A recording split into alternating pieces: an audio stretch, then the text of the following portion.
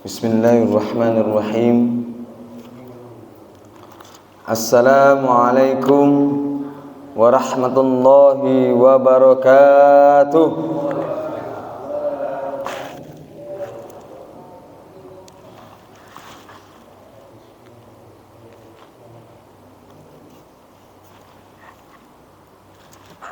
Alhamdulillah.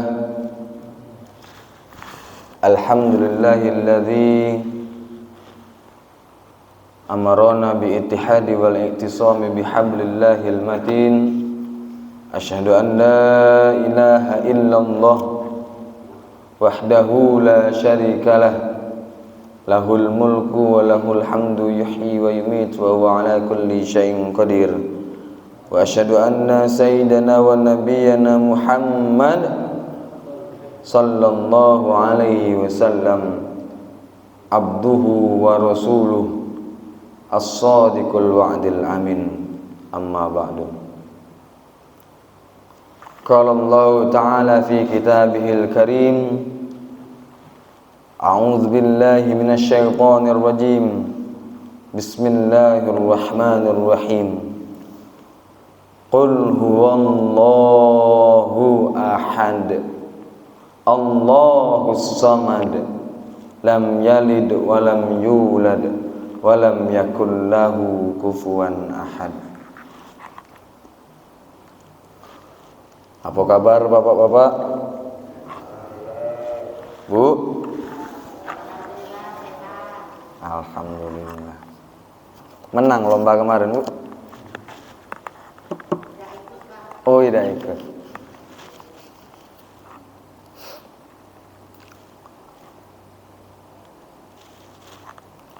Jumpa lagi seperti biasa di waktu yang sama. Mudah-mudahan Allah selalu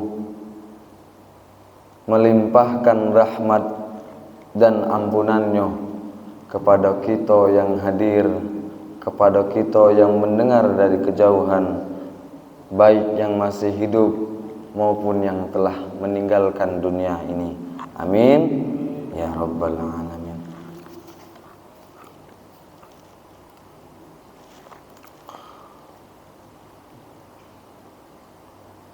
Sebelum mengawali, ada satu pertanyaan.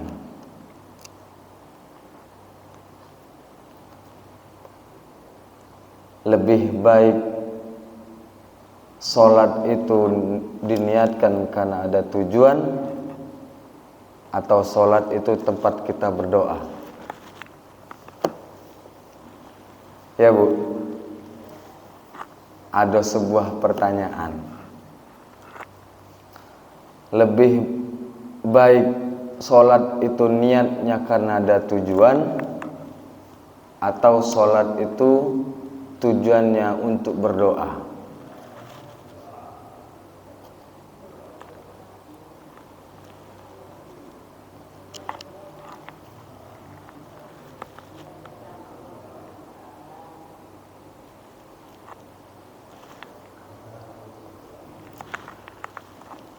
Berdoa, Pak,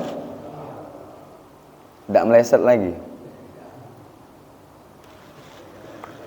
Tidak meleset lagi, Pak.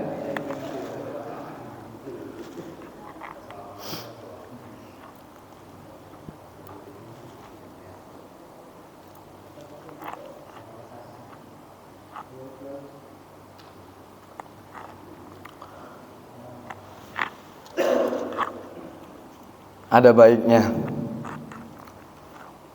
kita kirimkan Al-Fatihah kepada baginda Rasulullah sallallahu alaihi wasallam, kepada guru-guru kita, kepada diri kita sendiri.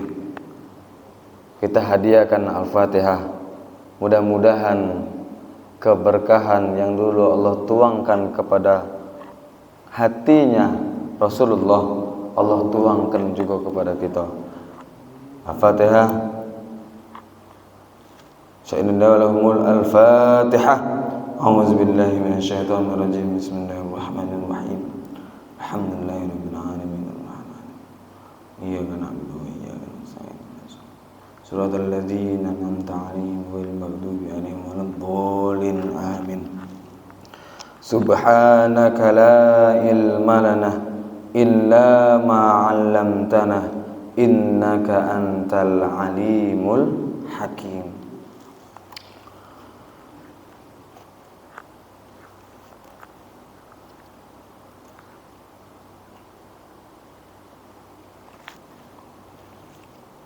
Rasulullah sallallahu alaihi wasallam bersabda, la tattahimillah fi syai'in qadahu alaika. Yang artinya, jangan menuduh tidak baik terhadap segala apa yang telah Allah takdirkan untukmu. Jangan menuduh tidak baik terhadap segala apa yang telah Allah takdirkan padamu. Contoh, di saat Allah datangkan sakit, diterima dulu apa langsung berdoa minta sembuhkan? Iya Pak. Kebiasaannya langsung doa itu Pak biasanya. Ya Allah sembuhkanlah. Ya kan? Ngapo? Langsung merasa tidak sanggup ngadepi sakit. Kebanyakan yang terjadi seperti itu. Ngapo tidak sanggup? Karena sudah dari dulu kebiasaan lupa terhadap dirinya sendiri, apalagi kepada Allah.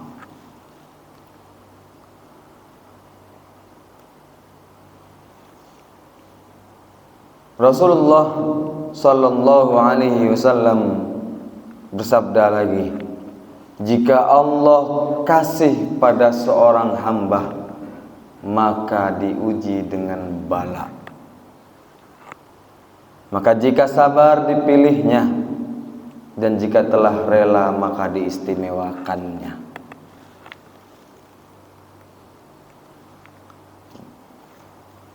Tanda bahwa Allah itu sudah cinta, sudah sayang kepada hambanya, pastilah dia mendatangkan bala. Gunanya untuk apa? Diuji. Hamba ini cintonian apa tidak? Ya Pak? Hamba ini cintonian apa tidak? Makanya di saat sekarang kita disehatkan Allah, kadang ingat, kadang lupa. Allah datangkan sakit, ingat apa tidak?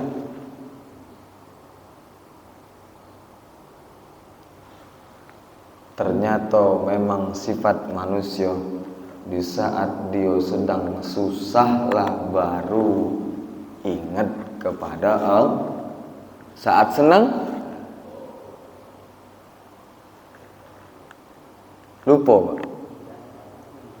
Tidak lupa, tapi cuman keladasan nikmati wewe, masih juga lupa itu Pak. Keladasan terlalu bersemangat menikmati saat nikmat-nikmat yang Allah datangkan,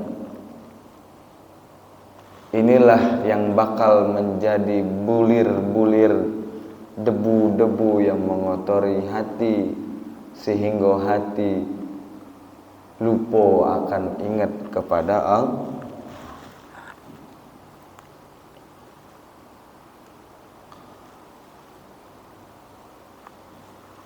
Jadi beruntunglah siapa yang Allah datangkan bala padanya.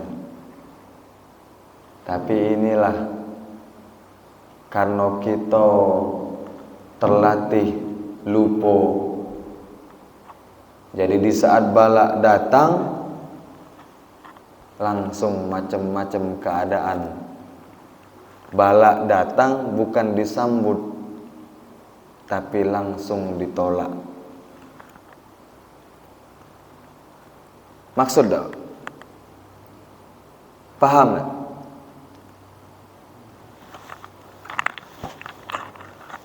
Bala datang, diterima dulu, apa langsung ditolak? Terima tak diterima bala tetap datang. 1000 kali kita baca doa tolak bala, kalau uji Allah datang bala itu pasti tetap datang. Nak dari kecil sampai ke besar ini kita selalu baca doa umur panjang, tapi di saat malaikat Allah perintahkan cabut, cabut. Memang ikhtiar kita memohon kepada Allah itu adab. Tapi apapun yang terjadi tetap memang atas izin Allah.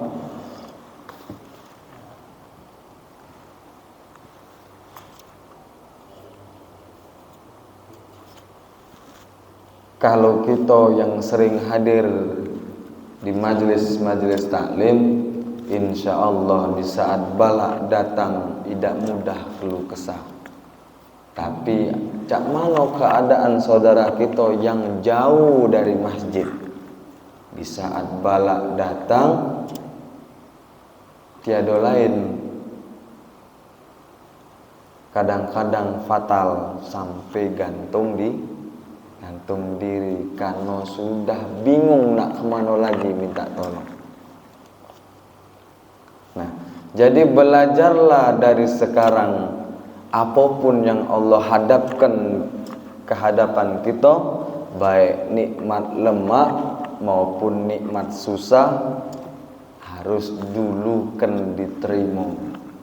Terima dulu. Ngapa terima dak diterima tetap datang. Dak diterima dia tetap datang, hati kita dak selamat. Tapi kalau diterima, hati selamat, terjauh dari sifat gundah gulana. Tahu gundah gulana, Bu? Gundah gulana tahu? Galau. Bahasa bekennya sekarang galau. Makan lemak salah, tak makan lemak susah. Galau. Ya kan? Nah, bala datang, bala itu memang seolah-olah bungkusnya macam cak buruk nian. Namanya bala, pasti jahat tuh lah, Pak, ya? Ada bala yang bagus. Kalau kita jingok dengan mata, bagaikan kejahatan yang terbungkus. Tapi ternyata setelah bungkusnya dibuka, ada pembelajaran yang tidak bakal kita dapat di tempat yang lain kecuali dengan karena bala itu datang. Jadi Allah kirimkan hadiah berupa bala, namun bala itu hanyalah bungkusnya baik, tapi di dalamnya ada pembelajaran, ada tanda cinta Allah kepada hamba. Biasanya kan sebaik-baik guru adalah pengalaman. Nah, kira-kira itulah iktibarnya. Balaknya terlihat seolah-olah bagaikan balak, tapi ternyata itu cuman bungkusnya. Ada kenikmatan yang terselubungi di dalamnya. Sahabat Rasulullah Abu Hurairah radhiyallahu anhu berkata, Bersabda Rasulullah sallallahu alaihi wasallam, siapa yang dikehendaki oleh Allah untuknya kebaikan, maka diujinya dengan musibah bala. Nah, Rasulullah yang jawab, barang siapa dari kita ini yang terpilih akan menjadi yang baik, haruslah diuji dulu dengan didatangkan bala. Bala itu macam-macam, Pak. Penyakit, buntu, bala juga buntu. Buntu bala juga. Nak metu dari rumah bensin sekarat, bala juga. Kalau bagi yang udut, habis makan kati udut, bala juga. Ya kan?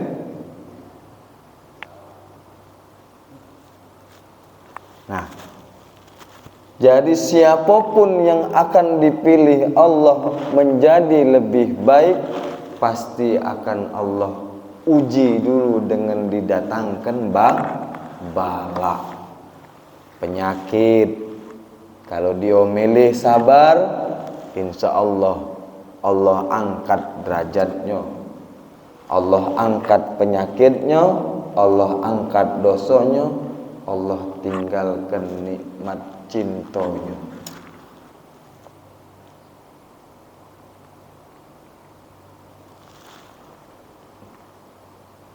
Balik ke asal lagi, diterima tak diterima, balaknya tetap dah.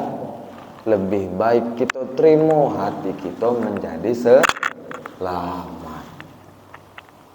Nah.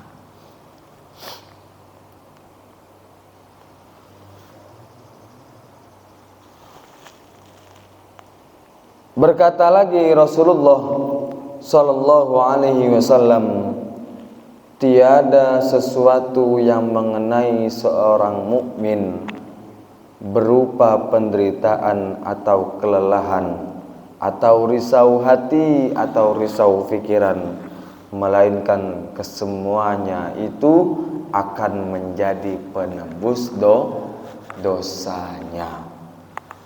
Jadi tidaklah seorang mukmin, siapa orang mukmin? Kita yang mengakui bahwa tiada Tuhan selain Allah, itulah orang mukmin. Tiada yang berkuasa di dalam dirinya kecuali karena kuasa yang Allah datangkan padanya. Itulah orang mukmin. Di saat dia merasakan sehat di badan, dia terasa sehat ini karena Allah datangkan nikmat sehat, baru badan ini jadi sehat. Itulah orang mukmin. Di saat dia melantunkan ayat-ayat Quran, dia merasa bibirnya, nafasnya, semua itu karena nikmat yang Allah datangkan padanya. Barulah mulutnya keluar nada-nada yang indah di saat melantunkan Al-Quran. Itulah orang-orang mukmin. Di saat dia sakit, di saat dia sehat, sakit di badannya, dia hanya memohon kepada Allah karena dia yakin sehat datang dari Allah, sakit pun datang dari Allah. Itulah orang mukmin.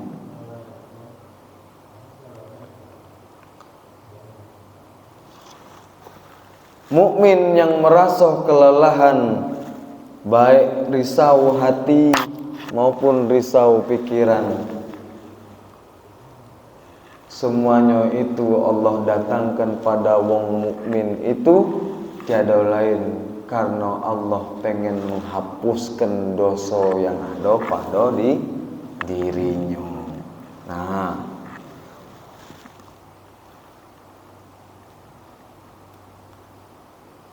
riwayat hadis riwayat Bukhari dan Muslim.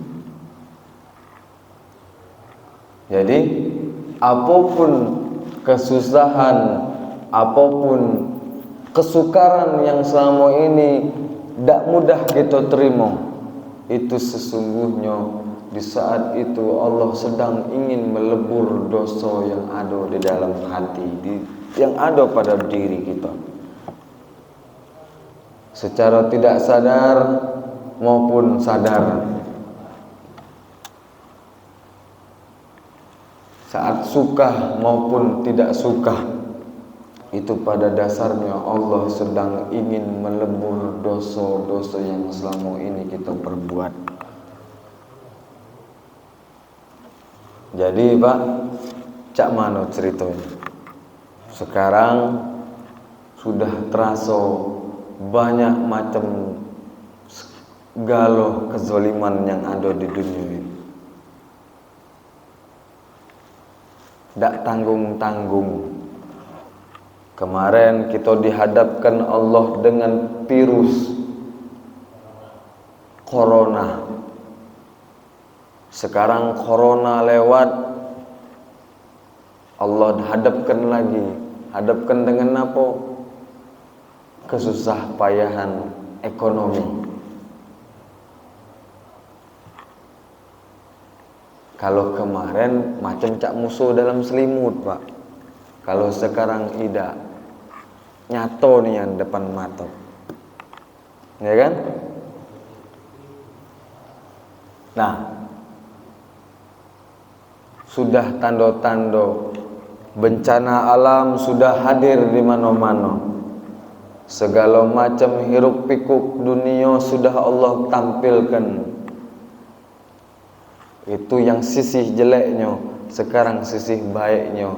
Dulu kalau uang pengen belajar harus menempuh dengan perjalanan yang jauh. Sekarang seluruhnya Allah mudahkan. Kita pengen belajar ilmu yang ada di kota Madinah, tinggal pencet, ada di dalam tangan. Sekarang sudah Allah mudahkan semudah-mudahnya. Pengen siapa yang tidak hafal ayat dalil, tinggal tulis, gunakan jempolnya, langsung Allah munculkan melalui Mbah Google. Ya kan? Kalau dulu pengen berjalan, nak hafal dulu dengan jalan. Sekarang tidak, langsung tahu tepat sasaran lorong ini, RT ini, RW ini, rumah siapa. Ya kan? Kalau dulu bagi yang dekati kendaraan jalan kaki, sekarang tidak, ada yang nyemput, ada yang nganter. Kalau dulu dak masak, katik makanan, sekarang tidak. Males masak, pencet-pencet diantarkan pulau, masakannya lemah, tinggal makan. Nah, mudah galau kan Bu? Sekarang seluruhnya Allah mudahkan bagi kita. Siapa? Umat Nabi Muhammad yang hidup di akhir zaman. Kejahatan sudah ada di mana-mana, baik yang tidak terjingok sampai yang tidak pacak dijingok. Dari yang tampak musuh depan mata, sekarang ada di sosial media. Allah mudahkan juga. Kiai-kiai sekarang yang ngajar di Jawa pacak dijingok oleh orang Palembang. Nonton channel YouTube-nya, itu pun Allah mudahkan. Ya kan? Seiring dengan waktu semuanya Allah mudahkan. Sekarang kalau dulu wong-wong takut dengan ilmu namanya ilmu tauhid, ilmu tirakat ataupun thariqat, sekarang tidak, seluruhnya Allah bukakan. Yang tadinya Allah sembunyikan dulu pada zaman Rasulullah, sekarang Allah bukakan selebar-lebarnya, siapapun bisa mempelajarinya. Kalau dulu mahal belajar ilmu ini, belajar ilmu tentang mana cara beriman, mahal. Sekarang tidak, Allah mudahkan, ada di mana-mana. Kadang-kadang ada di masjid, kadang-kadang kan ada di musola, kadang-kadang juga ada di bawah tenda. Sekarang Allah mudahkan seluruhnya. Fasilitas itu Allah mudahkan, Allah lengkapi semuanya untuk kita sama-sama umat akhir zaman.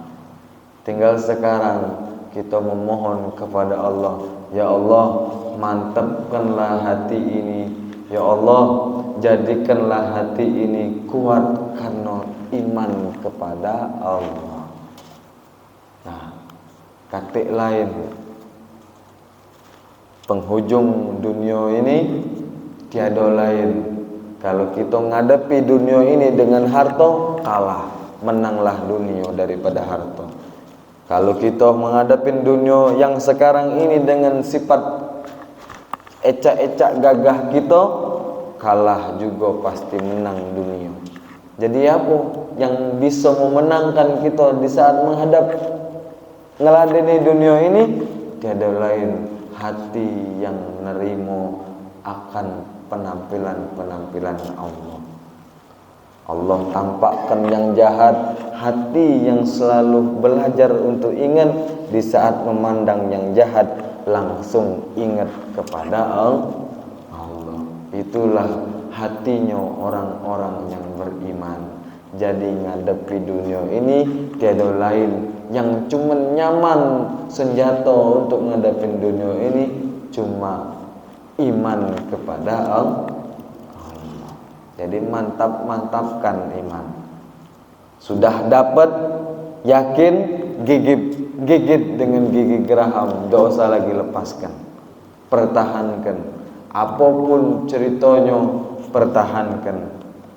Tapi jikalau masih bimbang, minta kepada Allah, mudahkan ya Allah, temukan aku dengan maksud tujuan, kuncinya iman itu cak mana. Minta kepada Allah, temukan dengan guru yang emang spesial. Iman itulah ada duit, katik duit. Kalau iman kita mantap, aman. Ya Pak, sholatlah banyak-banyak, tapi di saat Allah datangkan penyakit hati masih galau, berarti harus ditanyakan itu sholatnya cak mana. Ya, itulah tadi pertanyaan di awal. Lebih baik sholat itu niatnya karena ada tujuan, atau sholat itu tempatnya kita berdoa?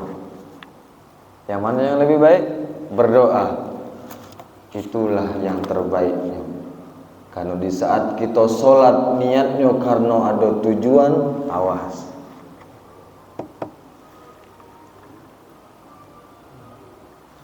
Tapi di saat kita jadikan sholat itu adalah tempat kita meminta kepada Allah, itu yang sebenar-benarnya tempat. As-sholatu mi'rajul mu'minin.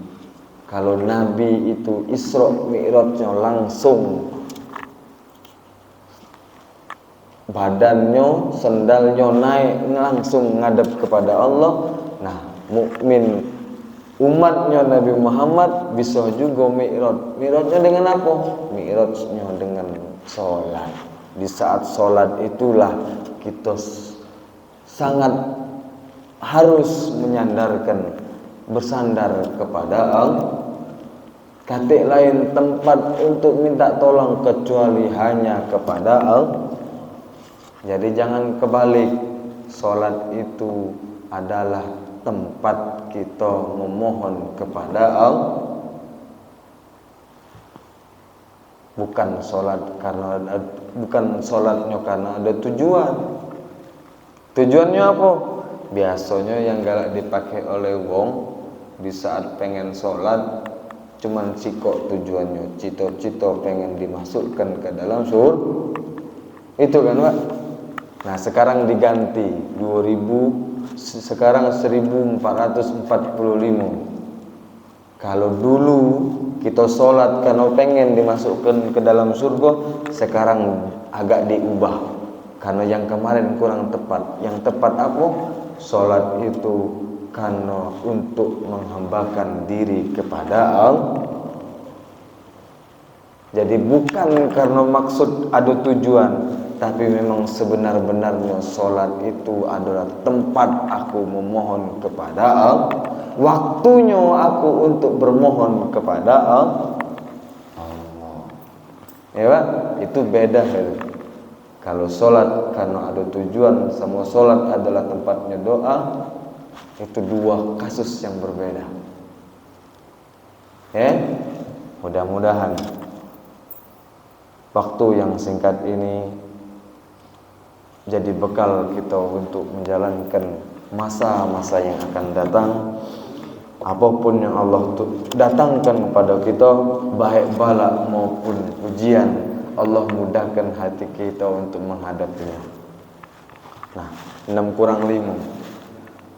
Masih ada waktu sedikit.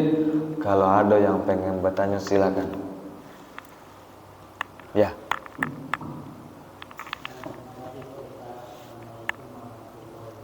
Waalaikumsalam warahmatullahi.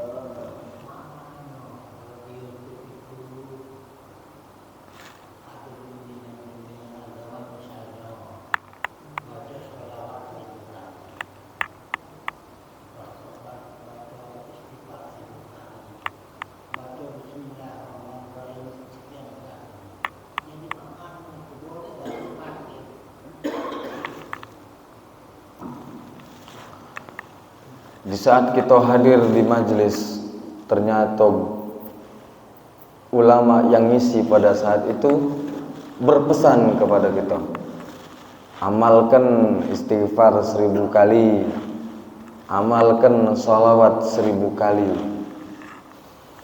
Ada embel-embelnya dah Pak waktu disampaikan?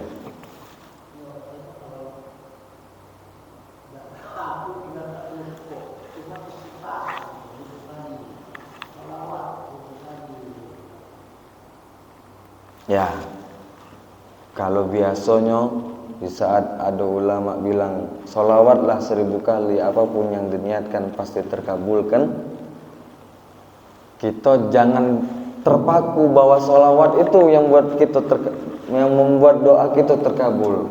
Tapi pada dasarnya di saat itu ulama tersebut sedang memercikkan semangat kita untuk cinta, untuk bersolawat kepada Rasulullah.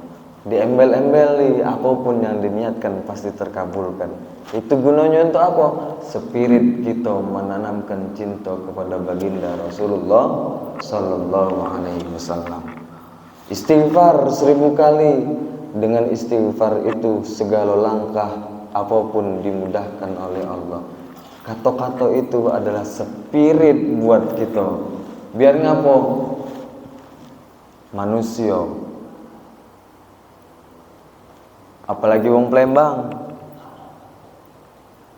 gawe kate hasil jauh tangi Pak di bagawe ke, ya kan? Nah, inilah cerdasnya ulama kita. Kata-kata istighfar 1000 kali, sholawat 1000 kali, apapun yang diniatkan dikabulkan, apapun langkah yang kita jalani dimudahkan. Inilah cerdasnya ulama zaman sekarang. Itu sebenarnya adalah kata-kata spirit buat kita. Kita ni siapa? Wong yang baru belajar untuk ingat kepada Allah. Wong yang belajar baru nak balik ingat kepada Allah. Itu jalani, pakai, tapi jangan terpaku pada kalimat segalanya bakal dimudahkan. Jangan terpaku di situ, Pak. Kalau untuk awal-awal bolehlah, penanaman cinta, penanaman rasa rindu boleh dipakai embel-embelnya. Tapi di saat kita sudah tertanam kerinduan, senang sholawat, senang istighfar, harus naik lagi tingkatnya. Sholawat dan istighfarnya bukan karena ada maksud dan tujuan, tapi emang benar-benar sholawat dan istighfar itu kita baca, kita ranapi karena ingin melatih hati ini biar ingat, selalu ingat, apapun yang dipandang, apapun yang didengar, langsung ingat kepada Allah. Itulah naik levelnya. Di saat lagi kita baca sholawat, langsung terpandang.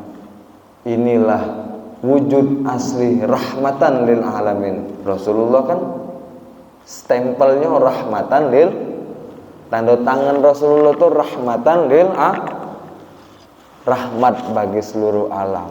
Di saat baca sholawat langsung terpandang, ya Allah, hujan turun karena tanda cinta Allah kepada hamba. Inilah yang sebenar-benar rahmatan lil alamin. Nah, naik tingkatnya, Pak. Kalau yang pertama tadi bolehlah dipakai, tapi gunanya untuk menanamkan spirit. Pakai. Tapi jangan lama-lama di penanaman. Harus naik lagi tingkat. Macam cak sekolah. Sekolah satu terus, dak naik-naik, dak tamat-tamat. Ya. Amalkan, Pak. Istighfar banyak-banyak, sholawatnya banyak-banyak. Kalau awal-awal tidak apa-apa, awal-awal penanaman tidak apa-apa, diiming-imingi dengan kemudahan, diiming-imingi dengan mukjizat-mukjizat sholawat, tidak apa-apa. Tapi jangan kelamuan di situ, tapi harus naik lagi. Sholawatnya bukan karena ingin mendapatkan sesuatu, tapi sholawatnya memang tanda cinta kita pada baginda Rasulullah Sallallahu Alaihi Wasallam. Boleh? Tidak apa-apa, Pak.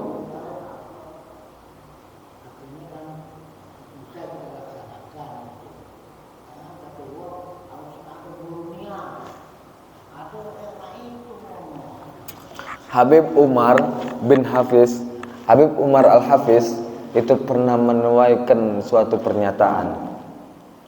Muridnya ada yang nanya, Bib,